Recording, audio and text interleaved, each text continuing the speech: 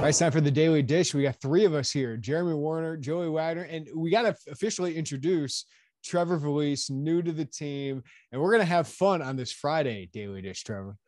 What's up? Happy to be on board. This is my first video debut, so happy to be here. And yeah, we figured, there's a myriad of Illini-related topics today, so why not do something a little different and fun with Rapid Fire Friday? So I'll kind of rotate between asking both of you the same question and just keep it, somewhat brief, and we'll go through them one by one here, PTI style, if you will. Do we need background music for this? I feel like I need some fast-paced background music. All right, Joey, I'll start with you. Hypothetically, let's say both Pete Nance and Matthew Meyer are ready to commit to Illinois, but you can only take one of them. Who are you taking? Pete Nance. I think there's too much of a need for more depth up in the front court. I think Pete Nance has proven that in the Big Ten. I think he's a perfect complement to this team. I don't think you can go wrong with either, but Pete Nance is my answer. I have learned not to answer these questions. Just to throw you back, one time on the radio, someone asked me who I'd rather have, Juwan Evans or Jalen Brunson. I said I'd like to have both of them, but if I could pick one, it would be Jalen Brunson. I got a phone call from John Gross a couple days later saying, hey, can you not do that on the air? Because Juwan Evans' mother was listening to us. So I would take either of these guys. I think Matthew Meyer would be a lot of fun on this team. You've got him, Coleman Hawkins, Terrence Shannon. That defense could be swarming, and I just think it'd be an energetic, fun team to watch.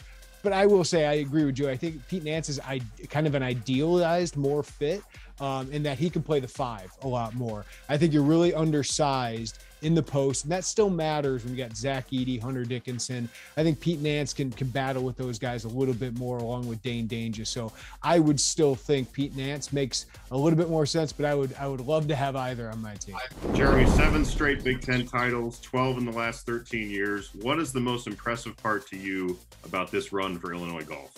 It's just the consistency, Trevor. I mean, Bill Self, everyone doesn't seem to think, or some fans don't want to give him credit for all those Big 12 championships, but teams are supposed to have down years, right? Rebuilding years. And even this year, Illinois isn't as deep or as talented, maybe as talented, but just not as proven as they've been in years past, that they still find a way to win the Big Ten title by a stroke. They just have a toughness to them. There's obviously talent there year after year, and the Big Ten has caught up a little bit to them, but the consistency of doing it year after year is unbelievable. Like, one bad weekend can cost you that. One bad day can cost you a championship, and Illinois year after year keeps finding a way to win that title. That's just a credit to Mike Small and the development he does with those players and the recruits he gets. Yeah, I'll say the length of this run. This isn't a 7 or 8 year run. This is 12 Big Ten championships in 13 seasons. That is insane. I mean, we've seen really good runs that last for a few years. I mean, football maybe is a little, you see some of the same teams up at the top, but 12 and 13 years. I mean, that's insane. And it's not like they're just winning the Big Ten. I think the depth of these runs too, they're making noise in this NCAA tournament here. It's just a whole body of work, but to do it for more than a decade, that's unreal. Joey, which in-state football player is the most critical for Illinois in 2023? Okay, so full disclosure, I don't remember, Jeremy, when we did this 2-3 months ago, I said Caden Fagan. I thought that was a big one. They end up landing him. Now, if you kind of quote unquote reset the board, even though it's only 2 commits to reset here, Malik Elzy feels like a really, really big one. It's such a position of need. His recruitment is obviously at a very high level. He's a highly regarded kid. I think just what Illinois needs, they kind of need that in-state playmaker at wide receiver. You could even take in-state away outside of Isaiah Williams. They need help at wide receiver. Malik Elzy is the guy who can deliver that. Hard to argue with that. You could argue Jair Hill, Damon Walters, 2 4-star prospects. I also have argued and would argue again that I think Roderick Pierce, a defensive lineman out of Chicago Brother Rice, not nearly highly as ranked. So you're going to probably take one of those 4-star guys. But I think position of need, defensive lineman, is just as high as any but quarterback in this class. So I think getting a guy like Roderick Pierce, who has offers from Wisconsin, a lot of other Power 5 programs, I think he's really critical. And they're getting him for an official visit early June. I think they really need to close down on that one this summer. I think it's really important. All right, Jeremy, call your shot. Who will be Illinois basketball's leading scorer next season? It's a fascinating question because I think we could have like 4 guys in double figures, but maybe none above 15 points. I'm going to go with the guy that's proven, and maybe this is a little bit boring, but I'll go with Terrence Shannon Jr. I think he's going to get more shots with this team. I think Illinois is going to run a little bit more intricate offense than Texas Tech, and really put Terrence Shannon in a lot of good instances to score. And I don't think it'll be 15 points a game, but I think it'll be 13, something like that. I think RJ Melendez certainly will be in that mix, and maybe Sky Clark as well. But I'm going to go with the guy that has proven double-digit score, and maybe the only guy who's a proven double-digit scorer on Illinois, and that's Terrence Shannon Jr. Yeah, I really want to try to be different, Jeremy, and try to say something else. But proven-wise, Terrence Shannon makes all the sense in the world. We'll see what happens in the transfer portal if we think that answer could change. It might be kind of hard for me to imagine that changes.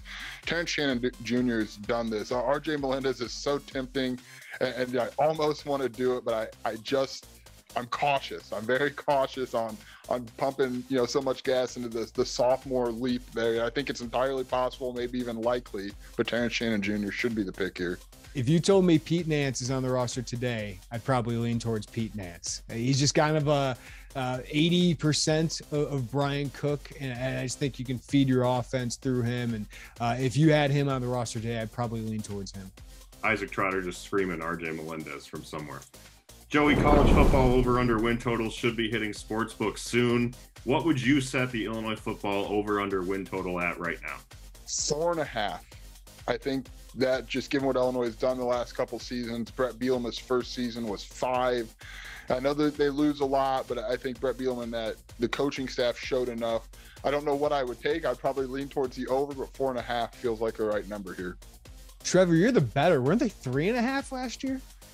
They were 3.5, and everybody was saying it seemed like a bad bet because of the early schedule, and then suddenly you're kind of feeling it, but then the Penn State win solidifies it.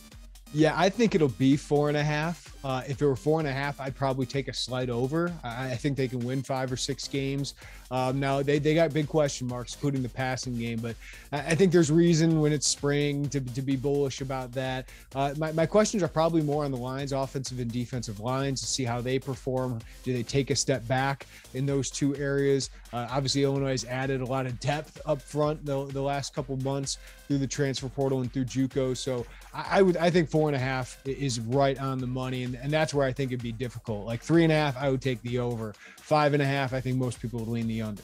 Jeremy, name another Big Ten team that you're most interested in seeing, maybe most intrigues you, or an over or under for one of those teams that most interests you.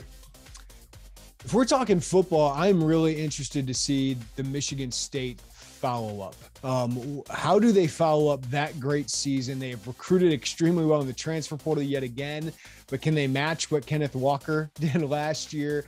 Can they match kind of the close wins they had last year? Whenever a team kind of wins close a lot, you wonder, are they going to be able to back that up again? Does luck get in the way next year? So I'm really interested to see that. I think Mel Tucker's certainly, got them rolling again after last year and has them, back in the mix in recruiting, but that's a tough act to follow. So I'm really interested to see how Michigan State follows up, and maybe even Purdue at 8-4 last year. Kind of a surprise with what they were able to do, but they lose some pretty good talent, but get their quarterback back in Aiden O'Connell. So those are two teams from each division I'm kind of interested in. This might be kind of a bad one or a boring one, but Northwestern. Do people buy into the every other year type of deal with Northwestern? If they do, this would be the year that you maybe see that win total up after a 3-9 season last year. I don't know. I don't know where they fit. I think the West has probably some winnable opportunities there. And the other one, Jeremy, would be Michigan. Just because what do people expect follow up? I know there's some coordinator changes there, obviously almost a Jim Harbaugh change there to however degree you want to assume that was, but those two would be the two I'm watching. I do like the Michigan State one quite a bit. And finally, Jeremy, inspired by Joey's dinner choice last night, are you a bone in or a boneless wing kind of guy? I hate being this guy who's always hedging, but it depends on where I get my wings from. If it's Hooters, I am going bone-in wings. I think their bone-in wings are the best. If it's Buffalo Wild Wings, I am going with the boneless. If you want to call them nuggets, I don't care what you call them, but they're better. The boneless wings of Buffalo Wild Wings. Most places I want to try their bone-in first, right? You got to try that first to see how the rest of it is, but depends on where I go. I'd probably prefer the bone-in. But man, do you always get great amount of chicken on the bone in? Sometimes the bone in, you get these little scrawny chickens. Hooters, they take care of you, man. They got like the jumbo steroided up chicken. So I'll go bone in where I lean, but depends on where I go. This is unfortunately going to be the most debated topic of this whole daily dish, by the way. It's boneless. It's not a question. And no, it's not an insult if you say those aren't chicken wings. I don't care. I'm not hurt by your words here. It's a time thing. It's way easier to get a fork. You can run through, last night I ran through 20 boneless wings in no time at all. And there was no mess. That's the other part. Didn't have to worry about washing my hands like crazy. Perfect thing. Ate it, wouldn't even know I was there, threw the box away, I was done. Some of us want to feel like men when we eat, Joey. Break those wings. Go for it. Have fun. There is a satisfaction of breaking the wing, the part, not the drumstick. What do you call the normal part? The flat, exactly. So breaking the flat, grabbing it at the end of it and just tearing it off. When you learn how to do that, Joey, there's just a satisfaction of pulling that wing dry. So that's one thing you don't get with boneless, but hey, it's all chicken. It's all flavored, delicious, deep fried meat. The satisfaction of eating 20 boneless wings in under 8 minutes flat too. And I don't have to worry about breaking a flat to do it. My minority chicken wing take is that I do blue cheese instead of ranch. So I'll just, that's the worst take we just did. Worst. Blue cheese is disgusting. Be Midwestern. I don't have either. If we just want to make it worse all around. The worst part when you order online, you got to say like, no, I don't want vegetables. I don't want blue cheese. I don't want ranch. Just no. If I don't mark it, I don't want it. None of it. You're like my kids when I go to McDonald's and they ask, do you want any sauce with your nuggets? No, they're fine. They don't want any. So my kids are with you. My 5-year-old and my 3-year-old have your taste buds. You know what's up. All right, for the Daily Dish, he's Trevor Vallese. He's Joey Wagner. I'm Jeremy Werner. We'll talk to you next time.